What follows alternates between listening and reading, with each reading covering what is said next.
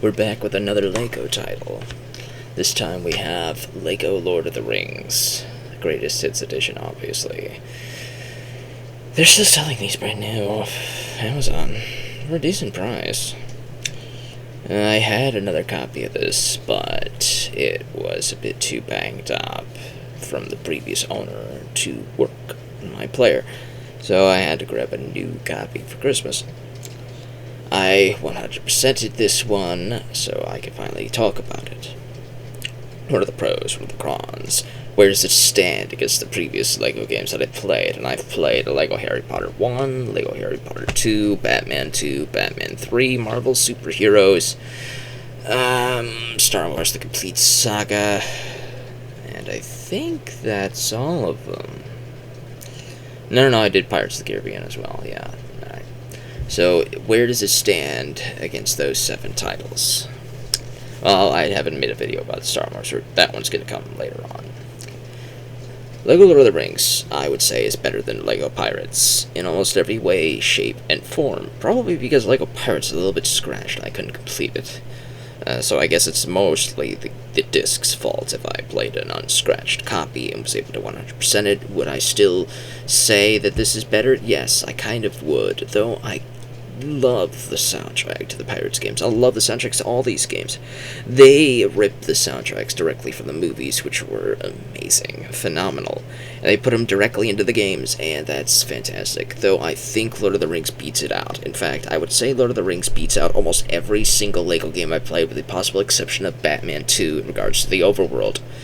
Yes, I do think Batman 2's Gotham City is massively superior to was it New York or something in Marvel Superheroes? I don't know, people like Marvel Superheroes' overworld better than Gotham City, and I'm like, are you crazy? Gotham City looks amazing. It does, it looks directly like it comes out of like a combination mix between the animated series and the Tim Burton movies. Like they combined both of them, and that was your Gotham City, and that looked amazing to me, man.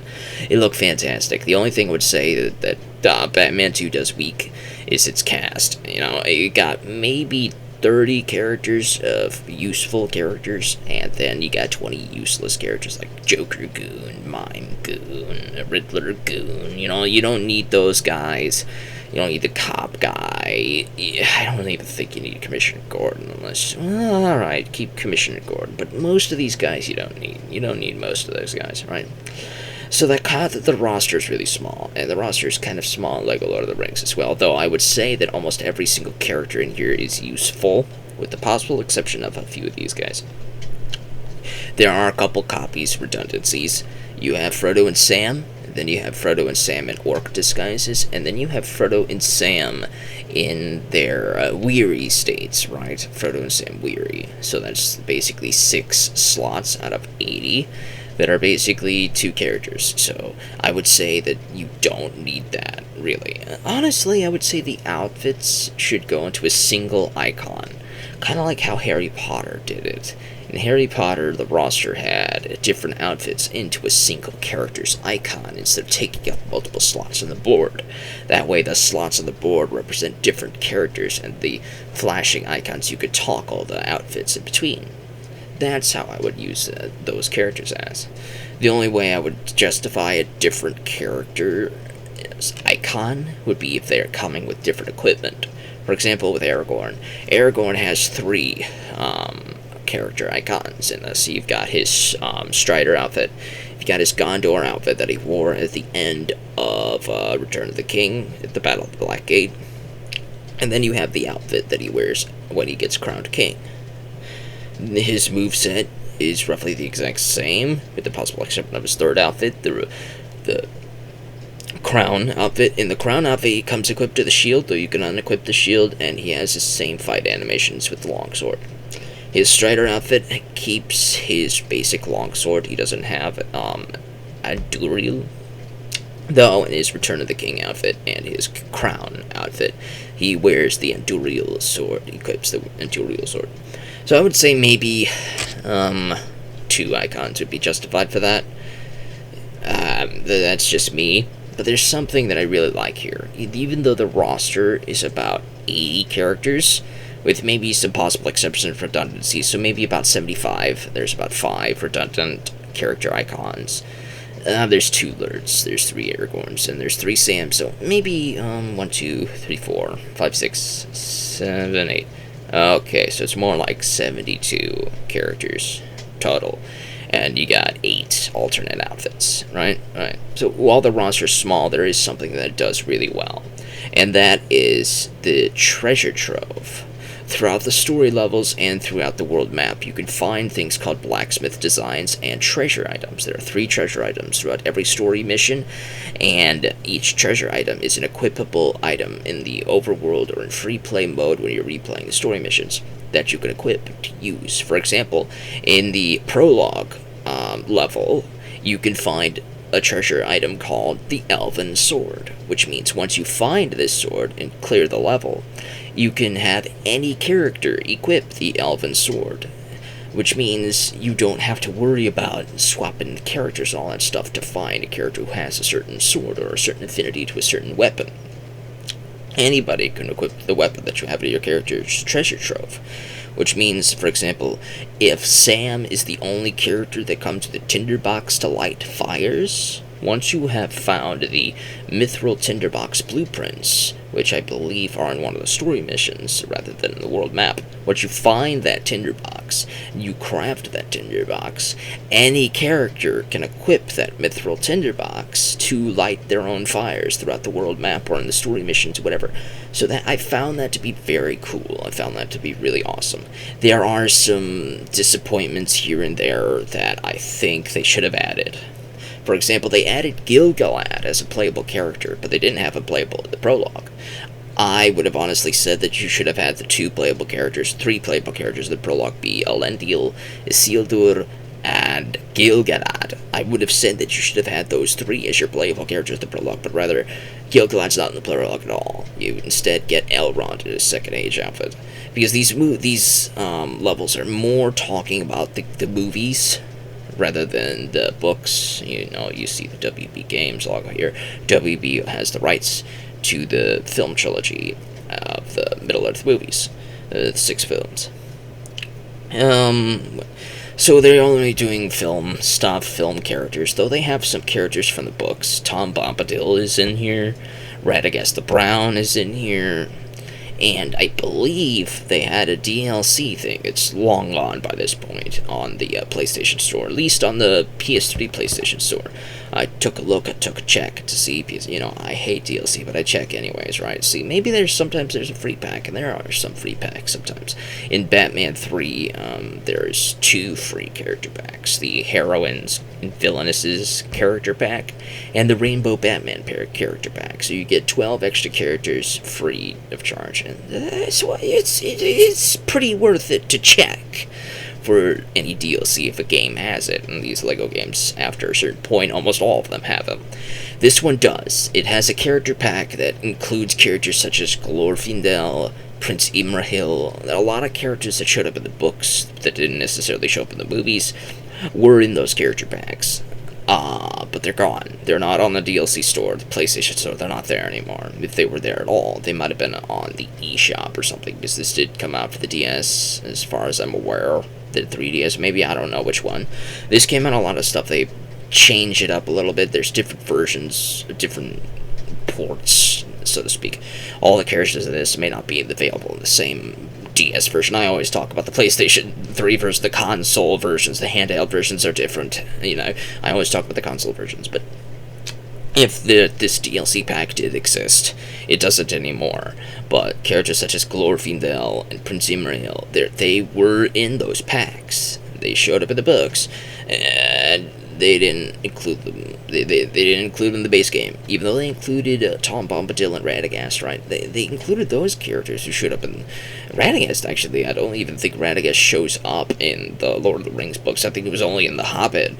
As far as I'm aware, I haven't read the book trilogy in a while, so forgive me on that if you're very schooled in that, but if they included those types of characters in the base game, you'd think they would have included Glorfindel and Prince Imrahil and other sorts of stuff besides, but they didn't, which is disappointing. And there are some story levels in here that are very disappointing as well. I would not put this highly in regards to the story. Mainly because there's some story missions that really disappointed me. I thought some levels were left out, some things you could have added into this, bonus levels, bonus areas, more explorable options. But what we got with the overworld and the music that played in the overworld, I thought that was excellent. I really did. You could explore Bree, you could explore Hobbiton, you could explore all that stuff, man. And it was fantastic to do. The only cons, I would say, is I'm disappointed that we didn't get to revisit Moria. We only get one level in Moria. You know, I played a bunch of games that take you into Moria, and you get a lot of stuff to do in there. There's big areas to explore, big cave systems and stuff. One of them that I remember is a game called Lord of the Rings: The Third Age that came out for the PlayStation 2. I don't know if it came out for the Xbox, but it definitely came out for the PlayStation 2 since I still have it. The gameplay is a lot like Final Fantasy X, but the reason why I'm bringing it up is because it mentions Moria. You get to go into Moria and explore it. There's two major areas, East Moria and West Moria. It is fantastic. The Moria in this game, I'm a little bit disappointed in. You only get 3 areas.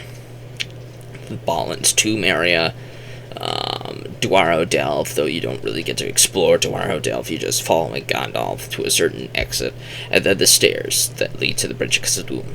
You only get those 3 areas, which I guess those are the 3 major areas you explore in the movies, though they don't really offer you too much of West Moria. You know, West Moria is more of cave systems and mines, and East Moria is more of the city. You get more of the city portion instead of the mines portion, so that's kind of disappointing to me. I would have liked to explore some of the cave systems, you know, that would have been awesome. You know, I could go through the mines, go all the way down to the deep areas, find the mithril veins. That would have been awesome. You know, they did that in the movies, but I'm focusing too much on certain things, right? But for the most part, the Fellowship of the Ring levels were all fantastic. You get a first level in the Black Rider. The first level is the Black Rider, though I would argue that you should have had the first level be the Unexpected Party. No, the Unexpected Party was the Hobbit. The Bilbo's birthday party, that's what I mean. You should have had that as a playable thing. You could go around, explore Hobbiton, do some cool things with the party, light some fireworks with Gandalf. That would have been cool to do, man. You could have made a level about that. I would have said you could have made about 8 levels for each movie, because there's a lot of stuff to do in these movies, man. There's a lot of stuff that they did in these movies, but that you could have explored a lot of stuff with this, but I guess they just... You know, they throw out 2 or 3 of these a year, so I guess they just didn't have the time. But personally, for me, I would have said, go full ham. This is Lord of the Rings. This is going to sell like hotcakes. If you made the best game that you could have possibly made for this thing, it would have been incredible.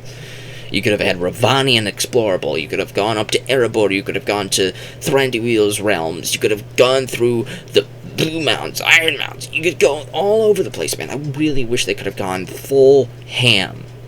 But instead, they just hyper-focused on, not really hyper-focused, but like streamlined the adventure, so to speak.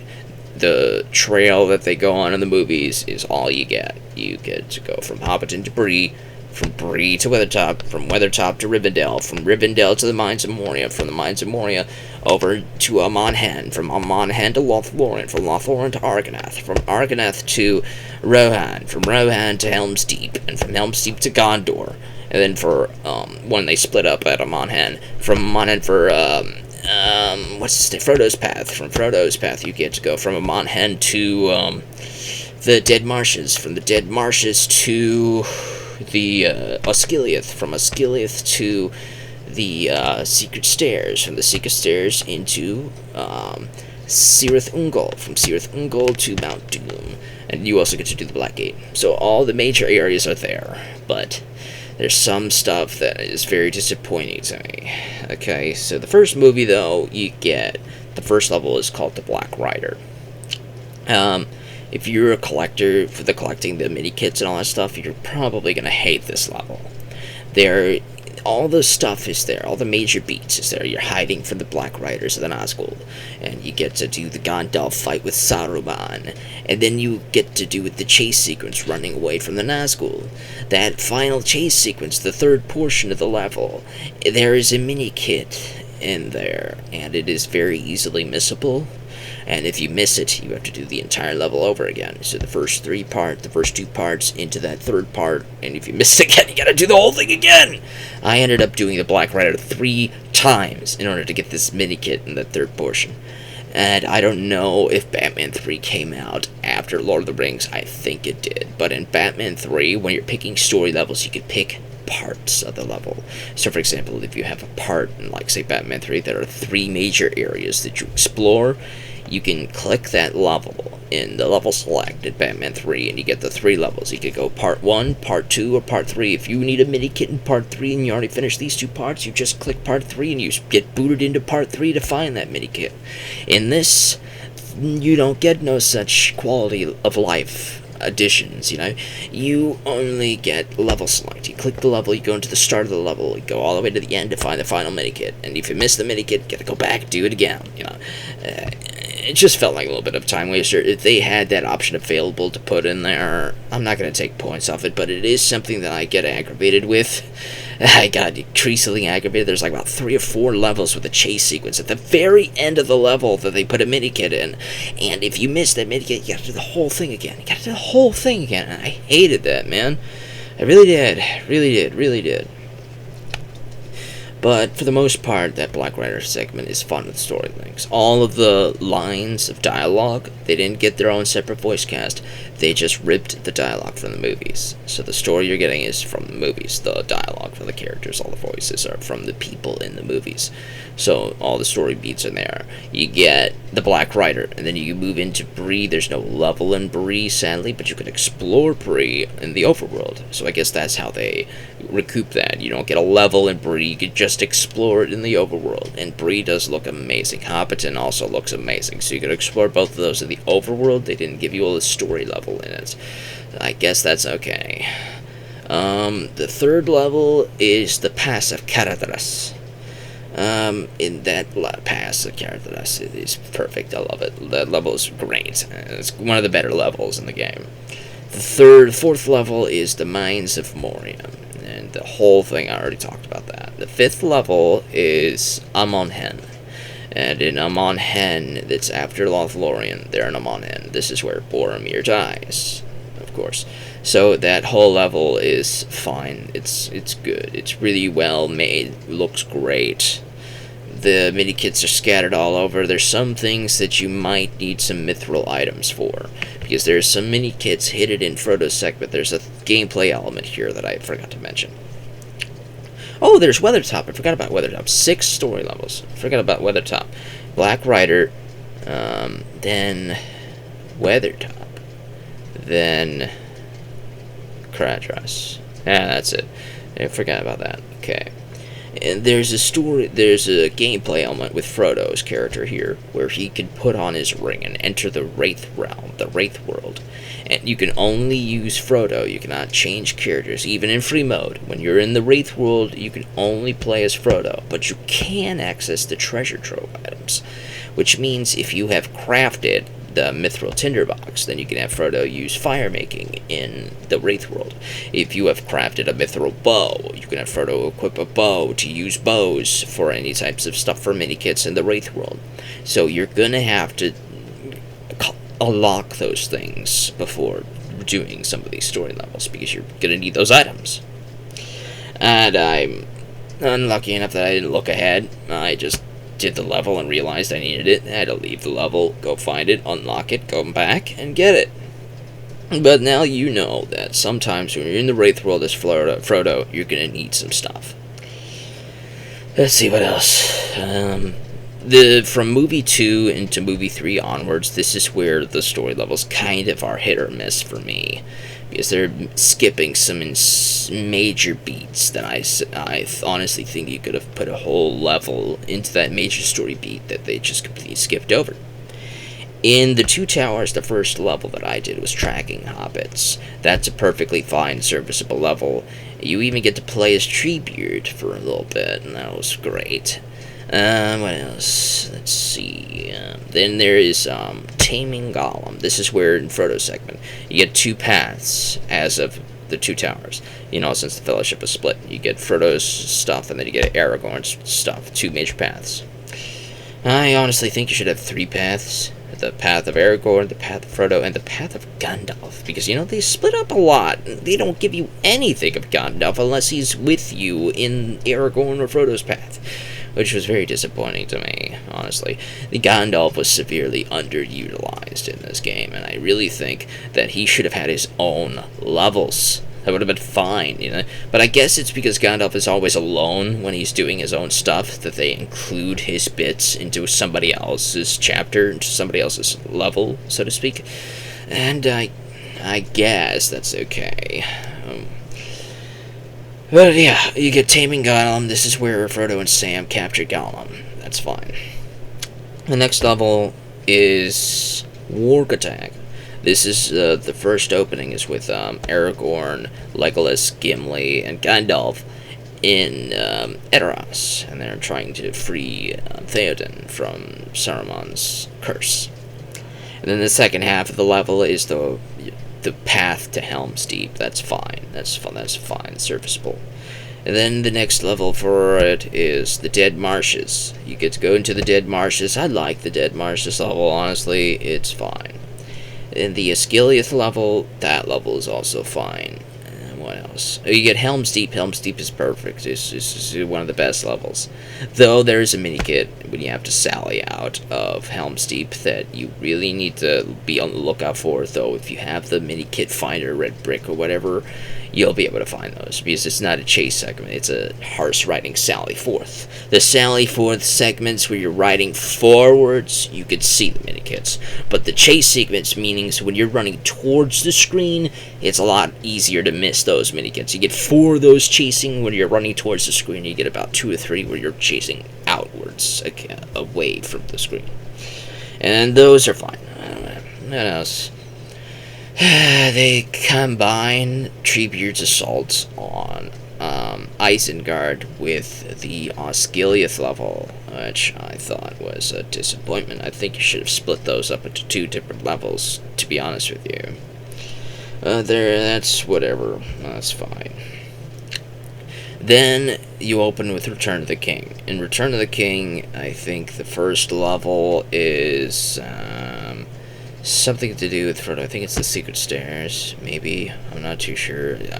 Return of the King was pretty to me.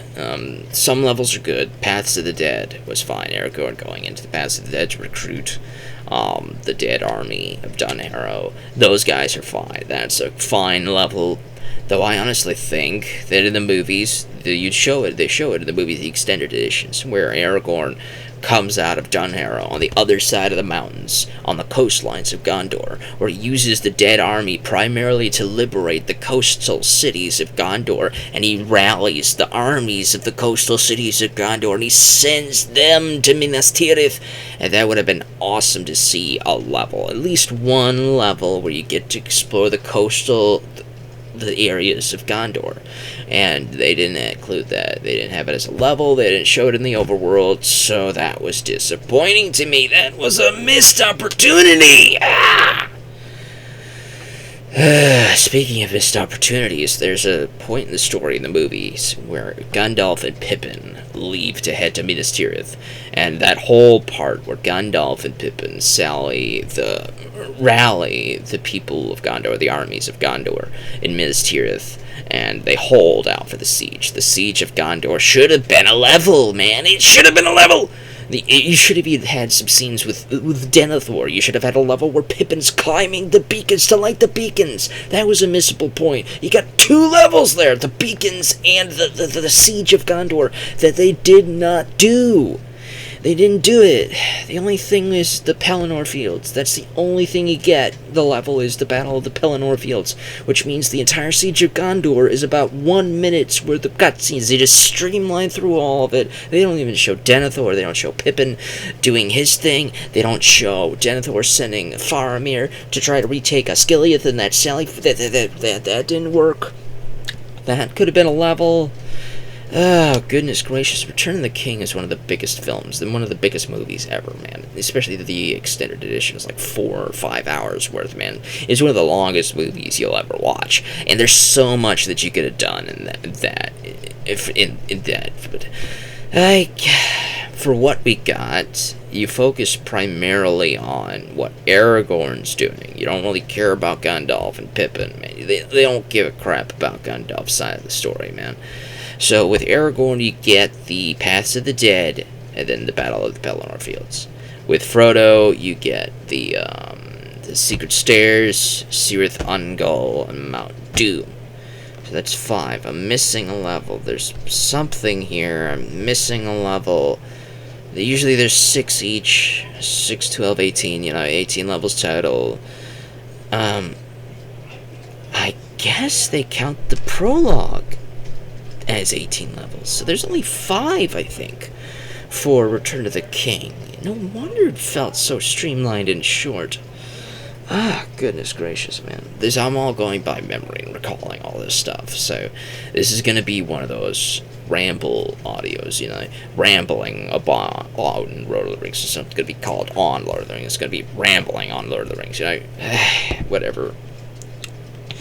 There's another con I have, is with 2 of the final characters that you get in the game, is with when you 100% the file, basically. When you 100% the file, collect all the mithril bricks, all the mini kits, all the treasures, all the blacksmith blueprints, everything. When you do everything in the game, you can unlock 2 extra characters, and you're probably never going to use them, because you've completed the game. You have no reason to keep playing. At least I didn't. You unlock the blacksmith, who has a unique weapon, a unique moveset. He kind of fights a lot like Gimli, but he's taller, though you can sneak through the small holes and all that stuff that only hobbits and dwarves can do. But blacksmith, a really good character. And then you get Lurtz Newborn. Though Lurtz Newborn, he was newborn as an adult, so basically it's just a reskin of Lurtz. I don't know why that's a character, to be honest with you. I really don't. You could have left that out completely. You could have added a different character entirely. Maybe like when you completed the game, they could have unlocked Glorfindel and a bonus level. Once you're 100% of the level, 100% of the game, you could play as Glorfindel in a bonus level. That would have been awesome to do, man. But no, they didn't do it. That would have been helpful. But they only have the rights to the movies, But they did have characters that were from the books, so I don't know what's going on there. So that's weird. Tom Bombadil wasn't in any of the movies, but they included him as a character. So I'm thinking if they could do that, you could show some story levels from the books as bonus levels, But what we get is 18 levels. About 15 of them, maybe 14 of them are really good, and 3 or 4 of them are pretty meh. And then you got the overworld, which is one of the best overworlds in the game to explore. The whole of Middle-earth, not the whole of Middle-earth, as I said. You only get the streamlined areas. You get Hobbiton, you get explore to Bree, you can go from Bree to Weathertop, you go from Weathertop to Rivendell, Rivendell to Moria, from Moria to the Pass of Caradhras, to go from Caradhras. Oh, and when I say Moria, I mean outside Moria. You don't get to go inside Moria. The overworld, you don't get to go inside Moria. And I think that was a major detriment. I think you should have allowed us to go inside Moria, to go all the way from Moria to the Bridge of Khazad-dûm. But I guess the reason why they did that was didn't do that was to save time, because there's only one way to get from the west side of Middle-earth to the east side, and that's the Pass of Caradhras. So you have to go through the Pass of Caradhras into the east side of Middle-earth, and from there you go to Amon Hen, you could go to Lothlorien, which is a good explorable area. I like that, nothing wrong with that. You go to Helm's Deep area, you could go to Edoras, you could explore Edoras. That was awesome. The major disappointments, though, is Gondor. in the overworld map. Gondor is my biggest disappointment of all time. Really, it really is. Minas Tirith is one of the biggest cities in Middle Earth, if not the biggest, after Arnor fell, you know? And all you could do is explore the top and the fountain. That's it. You can go into the main little entrance into the city, and you get a loading screen, you're up at the fountain. That's it. That's all you get. You don't even see a fountain, actually. You just see the white tree. There's no fountain. You know, that's kind of disappointing. You even get this fountain guard as a playable character, but there's no fountain, you know. You get Denethor as a playable character, but, you know, he's not involved in the story, at least in the game. Gondor, Minas Tirith is not explorable. You just explore the top area. It's really small, and it's just disappointing. It's just so disappointing. Osgiliath is super small, and that's disappointing in and of itself. I get why they condensed a lot of stuff. I do. I really do. But, you know, with Batman 2, Arkham Asylum is huge, and it's wholly explorable. Joker's Funland is huge and wholly explorable. But, you know, when you go into Middle-earth and you can't really explore Gondor, Gondor is super small, tiny. Rohan is huge compared to Gondor when it comes to the map. So that's just disappointing. That's just disappointing to me. I really wish they made Gondor bigger to explore. And I'm not saying this as it's a bad thing. I'm saying it because it was so good. The map, the level, the overworld. It was so good and fun to explore this place that I was just left disappointed that I couldn't do more. I wanted to explore more. Let me go into Rovanian. Let me go to the lonely mountain. Let me go to the coastal lands of Gondor. Let me go further down into Nirn and Mordor. Let me go over to Rune even. Let me explore the whole map. Let me go north into Arnor. You don't even get to go to Arnor. It's just, there's so much stuff in this world that most of these games just don't let you explore. But for what it's worth, LEGO Lord of the Rings is one of the better titles that lets you explore Middle-earth. If you're looking for a game that lets you explore Middle-earth, even though it's not as much as I would have wanted, LEGO Lord of the Rings is going to give it to you. The story levels may not be as good as some other games out there. Batman 3 has one of the best story levels, though it has one of the weakest world map hubs. Batman 2 has strong, consistent story levels and city overworld map. It's one of the best ones. So, if I would have to weigh them between best world map, it would be Gotham City and Middle-earth. Which one's better? It's give or take. It really is. It really is.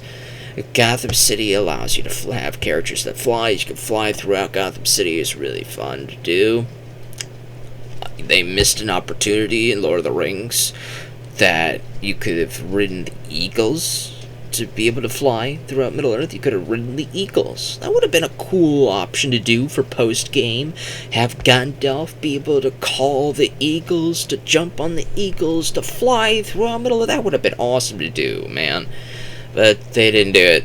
So, since you could fly in Gotham City, I think Gotham City is just a tiny bit better than Middle-earth to me. Just a tiny bit. Just for ease of exploration. But Middle-earth is so much fun to explore on the ground anyway, as it is, you know. But there's just a little bit more that Gotham City does. So, yeah, I'd say it's in second place in regards to best world map. In regards to story, like the story levels and how fun the levels were, I would say that Batman 2 is better. I would say that Pirates of the Caribbean, as ironic as that is, Pirates of the Caribbean has really fun story levels. Batman 3 has really good levels, and Marvel Superheroes has really good levels. The two Harry Potter games have Hogwarts, and their story levels are also really good, but they're also really small. Most of the story levels in Harry Potter are very short. They're small. But they add to it by making Hogwarts just that much fun to explore. So, it's really hard to rank. in regards to story, but I would say that it's somewhere in the middle in regards to story. Some games do it better, but this game does better with the overworld. Batman 2 might be the most consistent in regards to best world map, best story, but the roster is really small and it really hurts it. I would say this has a better roster than Batman 2. So, it has a better roster than Pirates, too. So, it really is somewhere in the middle for me. It's a very fun game. It's worth it to 100% it. 100% definitely. The treasure trove items that any character can equip. It's really fun to customize your characters and explore and play as you will. There's a day and night cycle in the overworld map. When you're fast traveling, you can explore the world in daytime or in nighttime. There's some side quests, which are basically just find a treasure item in one of the story levels and deliver it to them, and you get a mithril brick, and that's fun to do. The red bricks are fun to collect. There's nothing too super costly as regards to characters. The most expensive character is Red against the Brown for 500,000 studs. It's really playable, and it's worth playing. There's some stuff in Batman 3 with characters that cost millions of studs, and that's just insane to me, man. In this, I'd say it's a little bit more worth it. Though some characters are a little bit disappointing to me. Like I said, I was rambling, but I was talking about Gil-galad. In the books, Gil-galad has a spear that's named. I forget the name. I think Knockly or something. I might be wrong completely, but it's an enchanted ice spear or something like that, but he gets a nice long spear. And there are some characters who have a weapon that looks like Gil-galad's weapon. Haldir and the Lothlorien Elf, I think it's called. Those two characters have a long spear-like weapon that only they can equip. You can't find one throughout the treasure trove level or whatever.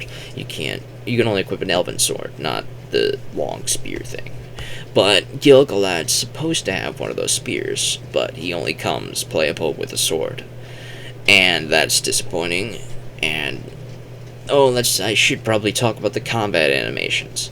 There are certain affinities certain characters have with certain weapons. For example, Gimli has an affinity to the axe, so if you equip him with a sword, his attack combos might be slower, and you might have less variety with his attacks. For example, when he's equipped with an axe, he might do a swing, he might do a swivel spin, he might slam the axe down, but if you give him a sword, he might just go whew, pew, pew, pew, pew. Simple two-tack animation. For example, Aragorn, he has an affinity to the sword, and when you give him a sword, he wields it uniquely. He's the only character that wields a sword like this, in two hands like this. So that's pretty unique with him. He's got a unique moveset with the sword, but if you give him an axe, his moveset is suddenly very simple. So, certain characters have certain affinities. Legolas is the only character that can equip two swords. Gandalf, on the wizards, there's 3 wizard characters, technically 4. You get Gandalf the Grey, Gandalf the White, Saruman the White, and Red against the Brown. The wizards are the only characters that can use a wizard's staff, though their fighting animations with the staff are the exact same. Gandalf has Glamdring. Though Glamdring, when you equip it, you can tell he doesn't have an affinity to that sword, because, go... And certain characters will be slower with that simple 2-attack animations. Certain characters might be a little bit faster, like Elendil and Isildur. Oddly, they don't have a unique animation with Narsil. They don't have a unique animation with their weapons. It's just a simple attack, though they gotta swing it a little bit faster, just a little bit faster. Characters like, say, Celeborn and Galadriel, they have no weapons, though they're playable in the game. What you do is you have to find weapons throughout the level, and you can go to the treasure trove item, and every character has access to the treasure trove, as I said. Go into the treasure trove, and select the elven sword, and they'll equip the elven sword, and they have a unique combat animation with the elven sword, so they have an affinity to swords. If you give them an axe, suddenly their attack animation is simple stuff, right? But there's certain characters with certain affinities, with certain unique combat animations. Gil-galad has an affinity to the sword, but he comes equipped with the sword and shield. And yes, your combat animations change depending on whether you're equipped with the shield or not. For example, characters like Gil-galad and Boromir are selected with a sword and a shield. However, if you get rid of the shield, and you can get rid of the shield by equipping a two-handed item, such as a bucket in the treasure item, the treasure troves. So you go into the treasure trove, you equip the bucket, you will put away the sword and the shield, then you just re-equip the sword, and suddenly their fighting animation completely changes, and they have a unique fighting animation, not just a single whiff. They have like a swivel, it's all fantastic, fancy animations, and I like the variety with these characters with their combat animations, so they're proficiencies with different weapons that you can play around with, and there's a lot of characters to do this with. You can pick and choose whatever, and once you have completed the treasure trove selections, you can equip them however you like, though my one con with the treasure trove is there's like 20 different hats. You get 20 different friggin' hats. A feathered hat, a mining hat, a chef's hat, a pumpkin for a hat. It's just, I get that that's probably going to be funny for the kids, but they're kind of useless. You don't really need them. You could have had different varieties, maybe a long axe, a spear. You could have added different weapons instead of all these dang hats. That's just me, that's just my gripes. Overall, LEGO Lord of the Rings is a very consistently well-crafted game. It has one of the best overworlds in the entire franchise, rivaling Gotham City. And that's where I stand. Gotham City is the best world map. I don't really care for New York City in Marvel superheroes do. A lot of people really like the New York City, but it just feels pretty bland to me, The music is pretty bland. In Gotham City, you get to hear that amazing theme from, what's his name? Danny Elfman, his Batman movie theme. That theme plays throughout when you're exploring Gotham City. It's such a really cool musical score. But when you're exploring New York, you get some basic, boring-ass theme, and it's just disappointing to me, man. You should have had some cool music in that game, man. You could have pulled some music from the animated series, from the X-Men animated series, since that you had access to the X-Men and Marvel superheroes, the first one. They just didn't. They didn't do it as well to me. That's why I like Batman 2 a lot more than Marvel superheroes. Even though Marvel superheroes has one of the best casts. The only the game that has a better cast, I would argue, is Batman 3. But I'm rambling. LEGO Lord of the Rings. Give it a shot. It's definitely worth it.